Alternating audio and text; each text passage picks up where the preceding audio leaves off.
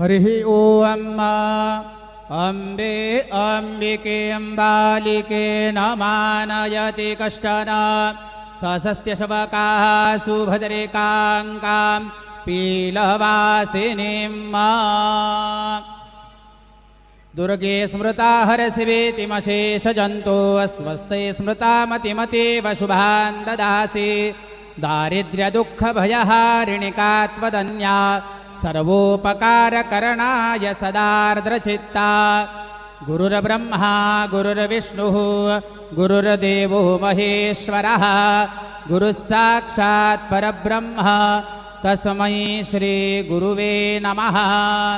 सद्गुरु साईनाथ देवताभ्यो नमः। सायं पाद्यपूजनार्थे दिव्यचन्दनं समर्पयामि। त्वां गन्धर्वा अखनौ स्वामीन्द्रस्त्वां बृहस्पतिः